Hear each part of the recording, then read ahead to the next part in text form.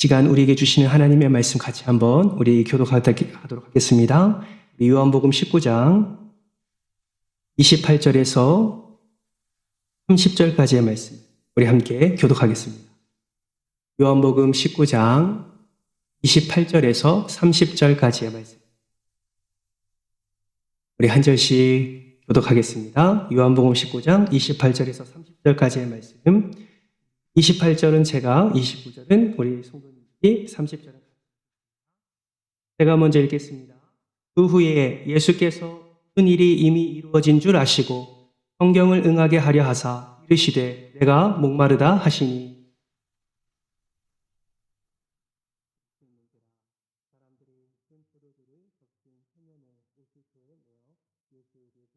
같이 읽습니다. 예수께서 신 포도주를 받으신 후에 이르시되 다 이루었다 하시고 머리를 숙이시니 영혼이 떠나 가시니라. 오늘 본문 말씀 요한복음 19장 28절에 30절 말씀 다시 한 번만 우리 교독하도록 하겠습니다. 28절 제가 읽겠습니다. 그 후에 예수께서 모든 일이 이미 이루어진 줄 아시고 성경을 응하게 하려 하사 이르시되 내가 목마르다 하시니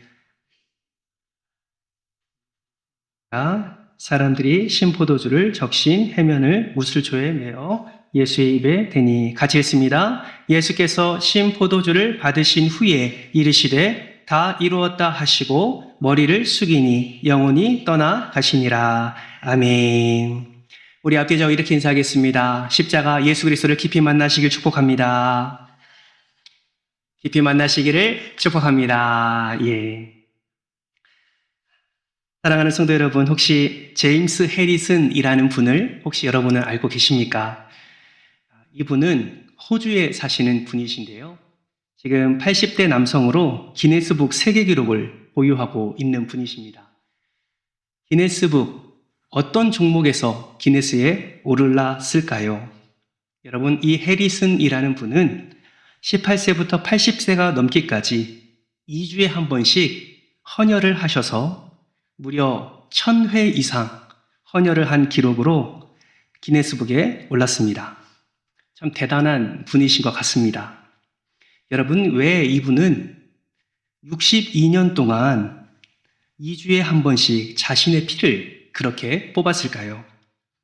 그 이유는 자신의 피가 아주 특별한 피라는 사실을 알았기 때문에 그렇습니다. 이분은 14살에 폐에 문제가 있어서 큰 수술을 받았다고 합니다. 이 수술을 받을 때에 대량의 피를 수혈을 받아야만 했는데 그의 혈액형은 아주 희귀한 RH-A형이었다고 합니다. 이로 인해 위기의 상황이 있었지만 다행히 다른 사람들의 헌혈을 통해 무사히 수술을 받을 수 있었고 건강을 되찾을 수 있었다고 합니다. 이후 그는 자신을 도와준 그 사람을 생각하면서 법적으로 헌혈이 가능한 18세 때부터 그렇게 헌혈을 꾸준하게 했다고 합니다. 그런데 헌혈을 하다가 이 소년의 피에 아주 특이한 항체가 있음을 의사들이 발견을 하게 됩니다. 그것은 바로 신생아 용혈성 질환으로 알려진 RH 부적합증을 치료할 수 있는 항체가 이 소년의 피에 섞여 있었던 것입니다. 이 병은 그 당시 호주에서 수천 건에 달하는 유산, 사산, 그리고 태아의 뇌 손상의 문제를 발생시키는 그런 병이었다고 합니다. 그런데 이 제임스 해리슨의 피에는 이것을 해결할 수 있는 그런 항체가 그의 피에 있었다라는 것이죠. 자신의 피로 인해서 아기들의 생명을 살릴 수 있다라고 알게 된 그는 그 후로 결심을 하고 무려 60여 년 동안 1000번이 넘는 헌혈을 했다고 합니다. 이를 기념해서 호주 시민들은 그에게 명예 훈장을 수여하고 황금피를 가진 사나이다 라고 명명하면서 그를 칭송했습니다. 2013년 마지막으로 1173번의 헌혈을 한 그는 법상 81세 이후에 헌혈을 할 수가 없어서 그 이후로는 헌혈을 하지 못했다고 합니다. 확인해 보니까 올해 2월 17일 88세의 나이로 이분은 별세를 하셨습니다. 여러분, 이분의 헌혈로 말미암아 신생아 몇 명이 살아난지 아십니까? 무려 240만 명이 생명을 얻었다라고 합니다. 여러분, 참 감동적인 이야기지 않습니까? 그러나 이 제임스 해리슨의 피가 240만 명의 그 아기를 살릴 것은 분명하지만 그렇다고 이 해리슨의 피가 사람의 죄를 없앨 수는 없다라는 것을 우리는 분명히 알 수가 있습니다. 여러분, 오직 누구의 피만이 모든 사람의 죄를 없앨 수 있습니까?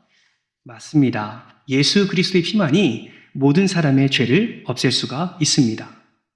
이 사람의 피는 인간 240만 명을 살릴 수 있었으나 인간의 죄의 문제는 해결할 수 없었습니다. 그러나 예수의 피는 모든 인간의 죄를 해결하고 지옥에 갈 영혼을 천국으로 인도할 수 있으니 해리슨의 피와는 전혀 비교할 수 없는 그 놀라운 피가 바로 예수의 피라는 사실을 우리는 확인할 수가 있습니다. 어떻게 예수의 피가 모든 사람의 죄를 그렇게 해결하고 천국으로 인도할 수 있는 그런 축복의 통로가 될 수 있었습니까? 그것은 예수님의 피가 죄가 하나도 없는 하나님의 아들의 피였기 때문에 그렇습니다. 240만 명을 넘어 셀 수 없는 그 천하보다 귀한 영혼들을 예수 그리스도의 피로 말미암아 살리게 되었고 그 살아난 영혼은 예수 그리스도와 함께 영원토록 영생을 누리는 복과 은혜를 누리게 된 것입니다. 여러분, 저와 여러분도 이 은혜의 수혜자임을 믿습니다.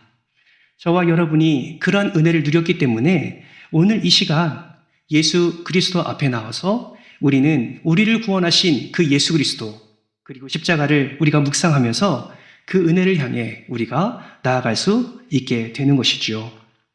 여러분, 오늘은 성금요일입니다. 예수님이 우리를 위해서 십자가에 달려 죽으시고 보배로운 피를 아낌없이 흘리신 그런 날입니다. 기독교는 예수님의 십자가 사건을 대단히 중요하게 여기지요. 여러분, 무엇을 통해서 알 수 있습니까?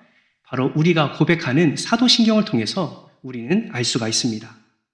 여러분, 사도신경을 자세히 생각해 보시면 사도신경 안에 예수님의 가르침이나 모범에 관해서는 전혀 언급하는 것이 없습니다.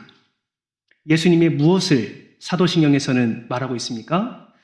예수님의 일생 중에 단 이틀만 사도신경에 기록되어 있습니다. 그것이 무엇이냐면 예수님의 출생일과 또 다른 날은 예수님의 사망일입니다. 이것을 통해서 우리가 알 수 있는 것은 무엇이냐면 하나님이신 예수 그리스도가 성육신하셔서 이 땅에 오신 후에 인간의 죄를 짊어지기 위해 십자가에 돌아가신 사건에 모든 초점이 맞춰져 있다라는 사실을 우리는 확인할 수가 있는 것입니다. 그러므로 여러분, 기독교에서 십자가를 빼면 기독교 전체는 완전히 무너지게 되는 것입니다. 왜냐하면 십자가를 지는 목적이 아니었다면 예수님은 이 땅에 오실 필요가 없었기 때문이지요. 예수님이 이 땅에 오신 이유는 저와 여러분의 죄를 대신하여 십자가를 지시기 위하여 이 땅에 오신 줄 믿습니다. 그렇다면 여러분, 우리를 위해 지신 이 십자가가 우리에게 보여주는 그 의미는 과연 무엇일까요? 오늘 이 시간에는 세 가지를 함께 살펴보려고 합니다. 첫째는 십자가는 우리의 죄의 심각성을 보여줍니다. 여러분, 십자가가 무엇입니까? 십자가는 인간의 죄 문제를 해결해 주시기 위한 우리 하나님의 처방전이라고 말할 수 있습니다. 그런데 이 처방전은 우리의 죄의 문제가 얼마나 심각한지를 극명하게 우리에게 보여주고 있습니다. 우리는 십자가의 은혜를 듣고 알고 믿고 있기 때문에 자칫 죄에 대한 이 무게감과 이 심각성을 굉장히 가볍게 여길 때가 많습니다. 그러나 예수 그리스도가 십자가에 못 박혀 죽지 않으셨다면 바로 그 자리가 우리의 자리임을 우리는 반드시 기억해야 합니다. 우리가 잘 아는 다윗도 이 죄의 무게와 그로 인한 고통으로 인해서 자유로울 수가 없음을 말씀을 통해서 확인할 수가 있습니다. 어떤 말씀일까요? 바로 시편 38편 말씀입니다. 1절부터 5절까지 저랑 같이 교독하시면서 다윗이 감당했던 그 죄의 무게가 얼마나 큰지를 함께 우리가 느껴보기를 원합니다. 우리 1절부터 우리 교독하도록 하겠습니다. 제가 먼저 읽겠습니다. 여호와여, 주의 노하심으로 나를 책망하지 마시고 주의 분노하심으로 나를 징계하지 마소서. 나를 찌르고 주의 손이 나를 심히 누르시나이다. 주의 진노로 말미암아 내 살에 성한 곳이 없사오며 나의 죄로 말미암아 내 뼈에 평안함이 없나이다. 내 죄악이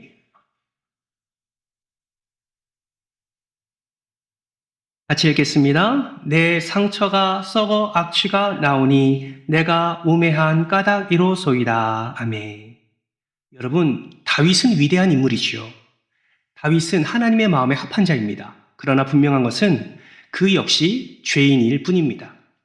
수많은 시간 동안 누군가를 증오하는 시간이 있었고 그 역시 누군가에게 상처를 주면서 살았던 죄인이다라는 것이죠. 그 무게가 얼마나 컸든지 하나님께서 죄를 물으실까봐 멀쩡한 것이 하나 없이 늘 무거운 짐을 지고 사는 것과 같은 삶을 그는 살았습니다. 뿐만 아니라 함께 교독한 말씀을 보면 자신의 삶을 가리켜 상처가 썩어 악취가 나는 삶이다라고 고백하며 그는 살았음을 우리는 확인할 수가 있습니다. 그는 늘 괴로웠습니다. 그의 안에 있었던 죄의 무게로 말미암아 그가 계속해서 고통과 좌절 가운데 산 것을 우리는 말씀을 통해서 확인할 수가 있습니다. 그가 마지막에 어떤 고백을 했을까요? 우리 시편 38편 21절과 22절 말씀을 같이 한번 읽겠습니다. 21절 말씀 함께 읽습니다. 시작. 여호와여 나를 버리지 마소서. 나의 하나님이여 나를 멀리하지 마소서. 속히 나를 도우소서. 주 나의 구원이시여. 아멘. 다윗은 하나님께 간구합니다. 주님, 나를 버리지 말아 주옵소서. 나를 떠나지 말아 주옵소서. 나를 멀리하지 마시고 나를 구해 주옵소서. 나를 도와 주시옵소서. 이렇게 다윗은 부르짖는 모습을 우리는 확인할 수가 있습니다. 이처럼 다윗은 구원을 갈망했습니다. 죄로 물든 그런 불쌍한 영혼이지만 그런 그를 하나님이 멀리하지 않고 품어주기를 그는 간구했던 것입니다. 하나님 앞에 버리지 말아달라고, 도와달라고 죄 앞에선 인간의 모습을 여실히 드러내고 있는 것입니다. 여러분, 하나님의 마음에 합한 자가 이 정도인데 저와 여러분이라고 다를 바가 있겠습니까? 이 죄의 심각성의 극치를 보여주는 것이 바로 십자가입니다. 손과 발이 못에 박혀 온몸에 피가 빠져나가는 그러한 형벌이 바로 십자가입니다. 오늘 새벽에 말씀드린 것처럼 그 십자가의 고통은 상상할 수 없는 그런 고통 중에 고통입니다. 그래서요, 로마 시민권자는 이런 십자가형에 절대 처하지 않았습니다. 왜냐하면 그만큼 고통 중에 고통이 십자가였기 때문에 그렇습니다. 그래서 여러분, 사도 바울은 로마 시민권자 아니었습니까? 그래서 사도 바울은 복음을 전하다가 붙잡혔을 때 십자가형으로 처형당하지 않습니다. 사도 바울은 참수를 당하게 되지요. 그러나 사도 베드로는 시민권을 갖고 있지 않은 자입니다. 그래서 복음을 전하다가 붙잡혔고 그는 십자가에 매달려 죽은 것을 우리는 문헌을 통해서 확인해 볼 수가 있습니다. 여러분, 이렇듯 십자가는 너무나 끔찍한 형틀입니다. 그리고 십자가는 너무나 끔찍한 하나님의 진노다라는 것이죠. 그러므로 하나님께서는 이 십자가를 통해서 인간의 죄가 얼마나 심각한 것인지를 우리에게 보여주고 그 끔찍함과 그 수치심과 그 절망감을 철저하게 하나님의 공의로 나타내 주시는 것이 바로 십자가임을 우리는 반드시 기억해야 됩니다. 그런데 이렇게 끔찍하고 심각한 죄를 지금 누구에게 덮어씌우려고 하는 것입니까? 바로 우리 예수님이지요. 우리에게 쏟아져야 할 이 하나님의 진노의 심판이 예수님에게 오늘 이 시간 쏟아지는 것입니다.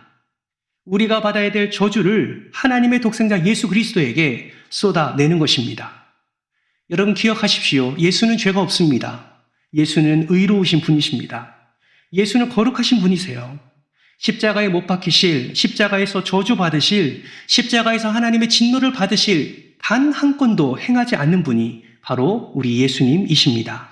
그러나 그 예수님이 저와 여러분의 죄를 대신해서 그 십자가에 못 박히셨습니다. 여러분 이유가 무엇입니까? 사도 바울은 고린도후서 5장 21절에서 그 이유를 이렇게 설명을 합니다. 우리 21절 말씀을 같이 한번 읽겠습니다. 시작. 하나님이 죄를 알지도 못하신 이를 우리를 대신하여 죄로 삼으신 것은 우리로 하여금 그 안에서 하나님의 의가 되게 하려 하심이라. 아멘. 여러분, 예수님이 십자가에 못 박히신 이유가 무엇입니까? 저와 여러분을 의가 되게 하려 하시기 위하여 십자가에 못 박혀 죽으셨다라고 성경은 말씀하고 있습니다. 여러분, 여기에 대해서 마이클 호튼이라는 사람은 사도신경의 렌즈를 통해서 본 기독교 핵심이라는 책에서 이 구절에 대해서 이러한 고백으로 자신의 고백을 하는 것을 보게 됩니다. 여러분, 이것을 함께 읽으려고 하는데요. 이거를 읽으면서 나의 죄가 얼마나 심각한지, 그리고 나의 죄가 그 예수 그리스도께 전가되어서 예수 그리스도 어떤 고통을 당해야만 했는지 여러분 생각하시면서 이 마이클 호튼이 쓴 이 글을 함께 읽어보기를 원합니다. 화면 한번 띄워주실까요? 글씨가 좀 작지만 보이시는 분들은 큰 소리로 한번 좀 같이 읽었으면 좋겠습니다. 함께 읽겠습니다. 시작. 진리이던 그가 세상에서 참으로 구제가 불가능한 위선자가 되어야 했다. 지극히 순결해 여성을 보고도 흑심을 품지 않았던 그가 역사에서 가장 파렴치한 강간범이 되어야 했다. 순진한 이타심으로 항상 사랑하던 유일한 분이 하나님의 창조 세계에서 가장 혐오스러운 흉악범이 되어야 했다. 그는 인종차별주의자와 살인자와 중상자와 모략하는 자와 절도범과 폭군이 되어야 했다. 원래 본성적으로 그런 자가 아니라 우리 죄를 담당한 대리자로서 그렇게 되어야 했다. 아멘. 여러분, 여기에 나와 있는 모든 범죄의 사실들이 바로 예수 그리스도의 그 어떠함이 아니라 저와 여러분이 범했던 그 죄들임을 우리는 반드시 기억해야 합니다. 이런 파렴치하고 이런 혐오스러운 죄들을 지금 예수가 다 담당하시고 십자가에서 그 보혈을 흘려 죽으심으로 우리의 모든 죄를 대속하신 것입니다. 여러분, 왜 예수가 피를 흘려 죽어야만 했습니까? 그 이유는 죄인은 마땅히 죽어야 그 죄값을 치를 수 있기 때문에 그렇습니다. 예수님의 십자가는 이렇게 우리의 죄가 얼마나 끔찍하고 심각한지를 우리에게 분명하게 보여주고 있습니다. 뿐만 아니라 십자가가 우리에게 보여주는 의미 두 번째는 무엇일까요? 두 번째는 그럼에도 불구하고 십자가를 통해 하나님의 온전한 사랑을 우리에게 보여주고 있습니다. 여러분, 무엇을 통해서 알 수 있습니까? 하나님께서 그 끔찍한 십자가에 우리를 매달지 않고 자신의 아들을 매달으셨기 때문입니다. 이 사실 하나만으로도 우리를 얼마나 사랑하는지 우리는 분명히 알 수가 있습니다. 사랑하기 때문에 자신의 것을 내어놓았습니다.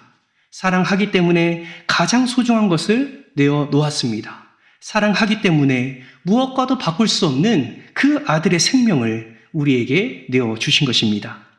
필립 라이큰이라는 목사님은 십자가의 복음이라는 책에서 다음과 같은 말을 했습니다. 이 또한 같이 한번 읽어볼까요? 시작.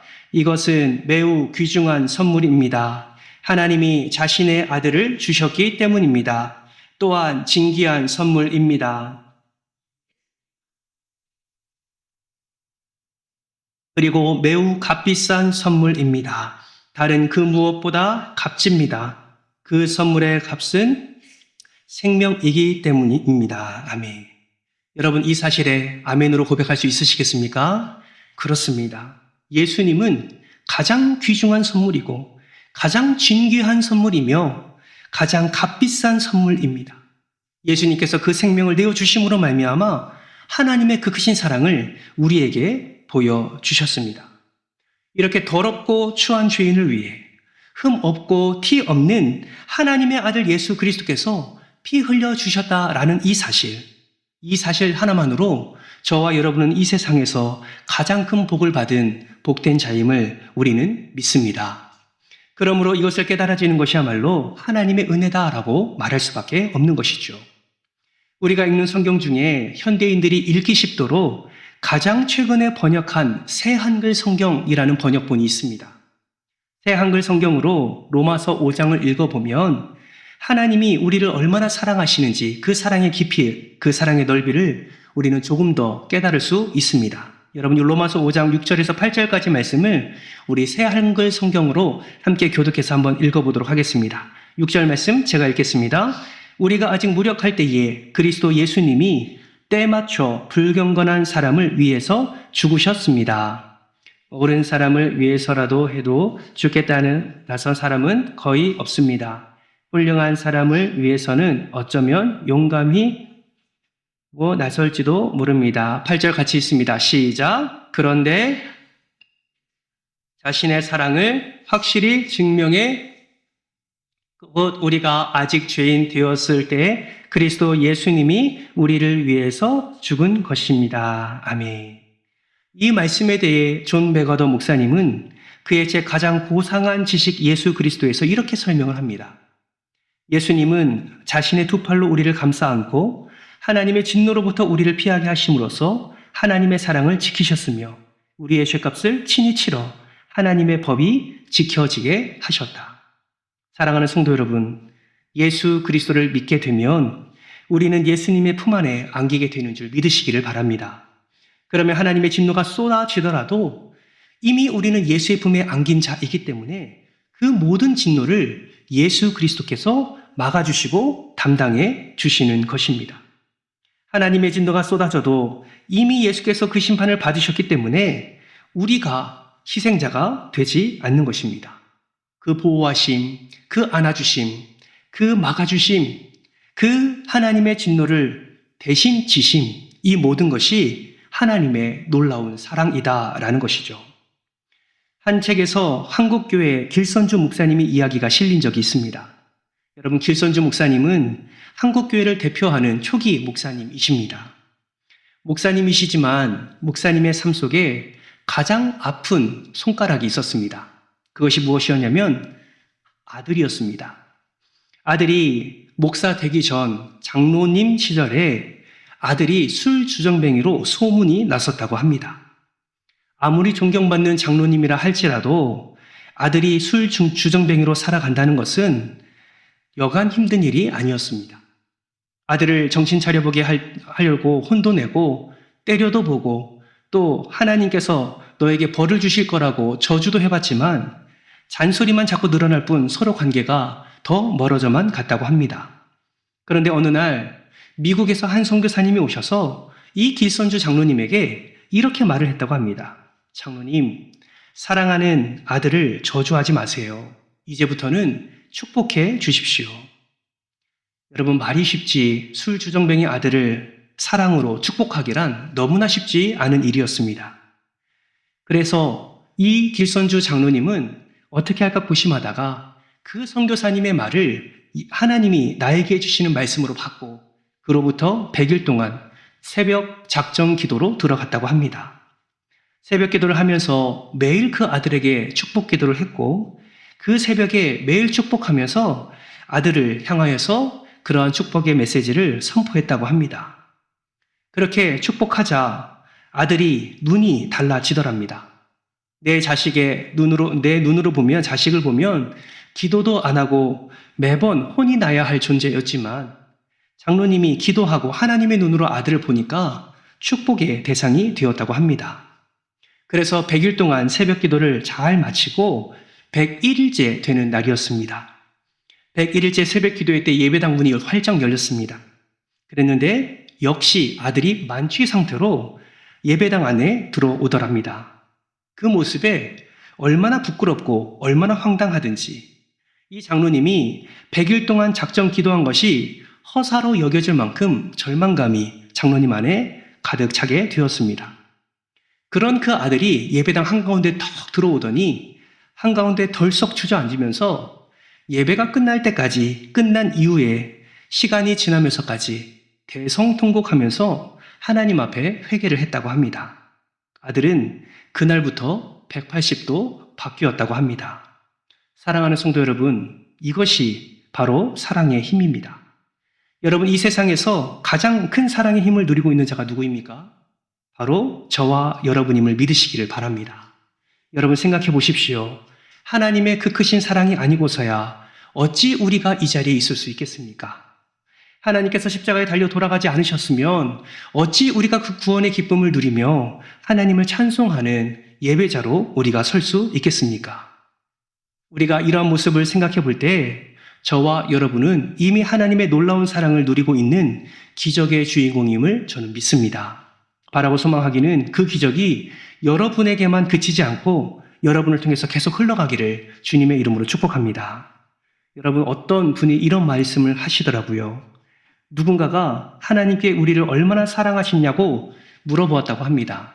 그랬더니 하나님께서 이만큼 우리를 사랑한다고 그렇게 말씀하시더래요. 여러분, 어렸을 때 이런 경험 해본 적 있으시죠? 자녀들이 얼마나 나 사랑해? 하면 여러분 어떻게 합니까? 이만큼 합니까? 그러지 않으시죠? 최대한 팔을 펴니다. 여러분, 어떨 때 가장 넓게 펴지시는지 아십니까? 이만큼 할 때 이때가 가장 넓게 펴진대요. 그래서 어떤 분이 예수님이 우리를 얼마나 사랑하시냐, 이만큼 사랑하셔서 십자가에 못 박혀 죽으셨대요. 이해되십니까? 가장 큰 사랑을 십자가의 모습을 통해서 볼 수 있다라고 어떤 분이 말씀하시더라고요. 가만히 생각해 보니까 그 말씀이 맞는 것 같습니다. 하나님이 우리를 이만큼 사랑하셔서 가장 크게 표현할 수 있는 그 동작, 그러나 그 동작 이상의 사랑으로 이미 우리를 사랑하신 그 위대하고 그 크신 사랑을 우리는 깨달을 수가 있습니다. 여러분, 십자가가 우리를 보여주는 의미가 무엇입니까? 여러분, 십자가를 볼 때마다 여러분을 이만큼 사랑하시는, 가장 큰 사랑으로 여러분을 사랑하시는 그 하나님의 사랑을 발견하시기를 주님의 이름으로 축복합니다. 마지막 세 번째, 우리에게 보여주는 의미는 십자가는 인간의 구원은 오직 하나님께 있음을 보여준다라는 사실입니다. 여러분, 지난 20세기 역사는 인간의 문제에 대한 해답을 인간들이 내부에서 찾으려고 얼마나 많은 시도를 했는지 모릅니다. 산업의 발전과 과학의 눈부신 발전, 기계 문명의 발전으로 인해서 우리 안에서 이러한 인간의 문제, 구원의 문제를 찾으려고 하는 행위들이 얼마나 많이 일어나는지 모릅니다. 그런데 가만히 지나간 세월을, 지나간 역사를 살펴볼 때에 얼마나 그것이 오류가 많고 얼마나 착각 속에 우리가 살아갔는지를 깨닫게 됩니다. 과학이 발전할수록 그만큼 인간들에게는 부작용이 일어나게 되었고, 어떤 사람들은 철학이나 사상으로 인하여 인간의 문제를 해결하려고 했지만 현실은 그렇지 않았음을 보게 됩니다. 계급투쟁으로 인간의 평등을 강조했던 그런 공산주의는 인간의 죄성을 간과하는 어리석은 사상이 되었고, 무한 경쟁으로 부의 획득을 추구하면 누구나 잘 살게 될 것이라고 생각했던 자본주의 역시 부익부 빈익비 형상을 통하여 그 한계를 드러내었습니다. 여러분, 그거 아십니까? 노예제도가 한창이었던 이 세상, 노예제도가 폐지된 지 불과 2세기밖에 지나지 않았습니다. 1800년 후반까지도 아프리카에서는 흑인을 노예로 잡아 거래를 계속했습니다. 그만큼 우리의 죄성은 항상 우리의 삶 속에서 비일비재하게 나타나게 되었고, 그러한 문제 속에서도 절대로 우리의 구원의 문제를 해결할 수 없는 그런 삶을 우리는 살은 것을 우리는 역사를 통해서도 확인할 수가 있습니다. 여러분, 죄에 대한 해방도 마찬가지입니다. 인간을 죄로부터 해방시킬 수 있는 권한과 자격은 우리에게 없습니다. 누구에게도 없는 것이죠. 그러나 주님께서는 이러한 권한과 이러한 자격을 갖추시고 우리가 아무도 행할 수 없는 이 어리석음을 주님께서는 단번에 주님의 의와 주님의 진리 되심과 주님의 그 거룩하심과 주님이 감당하심과 주님이 십자가 지심으로 말미암아 우리를 죄로부터 구원한 놀라운 사랑을 우리에게 나타내 주셨습니다. 오직 십자가는, 오직 구원은 하나님의 놀라운 계획 아래 예수 그리스도의 그 구원의 성취를 통해서 우리가 죄의 문제를 해결받을 수 있게 되었다라는 사실입니다. 사랑하는 성도 여러분, 이것을 우리는 반드시 기억해야 됩니다. 우리의 힘으로 감당할 수 있는, 우리의 힘으로 해결할 수 있는 것은 아무것도 없습니다. 예레미야 13장 23절 말씀 같이 한번 읽어볼까요? 23절 말씀을 같이 한번 읽겠습니다. 시작. 굿수인이 그의 피부를 표범이 그의 반점을 변하게 할 수 있느냐? 할 수 있을진데 악에 익숙한 너희도 선을 행할 수 있으리라. 아멘. 이것은 무엇을 의미합니까? 인간의 타고난 죄성은 스스로의 노력과 힘으로는 절대로 바꿀 수가 없다라는 사실을 우리는 확인할 수가 있습니다. 그러므로 이 사실을 알게 되면 자연스럽게 우리는 하나님 앞에 겸손해질 수밖에 없는 것입니다. 그리고 십자가로 말미암아 우리에게 구원을 허락해 주신 그 하나님의 놀라운 은혜에 우리는 감사할 수밖에 없게 되는 것입니다. 사랑하는 성도 여러분, 하나님이 여러분을 위해 구원의 은혜를 허락해 주셨습니다. 이 구원은 믿는 자는 그 구원의 은혜를 누구나 받아 누릴 수 있습니다. 그러므로 여러분, 이 믿음이 여러분의 삶을 살아가는 데 있어서 여러분의 인생을 이끌어가는 가장 중심적인 목적이 되기를 주님의 이름으로 축복합니다. 여러분, 예수님께서 마지막 돌아가실 때, 십자가에서 돌아가실 때 어떤 말씀을 하셨습니까? 오늘 본문 30절 말씀을 같이 한번 읽어볼까요? 함께 읽겠습니다. 시작! 예수께서 신 포도주를 받으신 후에 이르시되 다 이루었다 하시고 머리를 숙이니 영혼이 떠나 가시니라. 아멘. 다 이루었다. 테텔레스타이라는 단어를 씁니다. 무슨 뜻이냐면 빚을 다 갚았다, 값을 다 지불했다 라는 뜻으로 쓰였고, 화가가 그림을 다 그리고 작품이 완성되었을 때, 자기 사명을 다 감당했을 때 테텔레스타이라는 단어를 사용하게 됩니다. 예수님 십자가에 의해서 자신의 남은 핏방울까지 쏟아내신 후에 테텔레스타이, 다 이루었다라고 말씀을 하시며 구원의 완성을 선포하신 것입니다. 예수님은 고난의 잔을 받으셨고 인간의 죄에 대한 하나님의 진노의 잔을 예수님은 다 받으셨습니다. 그 잔을 받고 그 진노를 받고 돌아가셨기 때문에 우리의 죄가 사해지게 되었고 우리는 하나님 안에서 예수 그리스도의 그 의를 우리는 누리게 되었습니다. 사랑하는 성도 여러분, 이 은혜를 날마다 생각하면서 우리의 삶 속에 우리의 공의를 드러내는 것이 아니라 이 은혜를 생각하면서 오히려 하나님의 공의, 예수 그리스도의 그 놀라운 사랑을 드러내는 저와 여러분 되시기를 주님의 이름으로 축복합니다. 말씀을 맺겠습니다. 어느 가족이 차를 타고 여행하던 중에 사고가 났습니다. 아빠와 엄마 5살 난 딸은 무사했는데 7살 난 아들은 크게 다쳤습니다. 그 아들의 생명을 살리기 위해서는 급하게 수술을 해야만 했습니다. 그런데 문제는 수혈을 해야 되는데 아들과 같은 피를 가진 그런 혈액형을 가진 사람이 가족 중에 5살 난 딸밖에 없었던 것입니다. 아들을 살려야 했기 때문에 그 부모가 딸에게 이렇게 묻습니다. 우리 예쁜 딸, 오빠를 위해 네 피가 필요하단다. 혹시 오빠에게 피를 나눠줄 수 있을까? 그 5살 난 딸은 곰곰이 생각을 합니다. 그러더니 고개를 끄덕였습니다. 수술이 시작되었고 감사하게도 수술은 성공적으로 끝나게 되었습니다. 아들이 이전처럼 회복될 수 있을 거라는 담당 의사의 말에 부모는 뛸 듯이 기뻤습니다. 그래서 딸에게 달려갔습니다. 딸의 손을 잡습니다. 그리고 딸에게 감사의 고백을 합니다. 사랑하는 딸, 모든 게 다 네 덕분이야. 오빠가 위험했는데 네 덕분에 예전처럼 건강할 수 있게 되었어. 그랬더니 딸이 뭐라고 대답했을까요? 딸이 이렇게 대답합니다. 오빠가 깨끗하게 나을 거라고 하니 정말 감사해요. 그런데 엄마, 아빠, 저는 언제 죽어요? 이제 피를 뽑았으니까 나는 죽어야 되잖아요. 여러분, 어린 딸은 자신이 죽을 줄 알고 피를 오빠에게 준 것입니다. 죽을 줄 알면서 왜 피를 줬냐고 아빠가 딸에게 물으니까 그 5살 어린 딸이 이렇게 대답합니다. 오빠를 사랑하니까요. 사랑하는 성도 여러분, 종교개혁자 마틴 루터는 이런 말을 남겼습니다. 같이 한번 읽어볼까요? 함께 읽겠습니다. 시작! 성경을 짜보라. 그러면 피가 나올 것이다. 사랑하는 성도 여러분, 기억하십시오.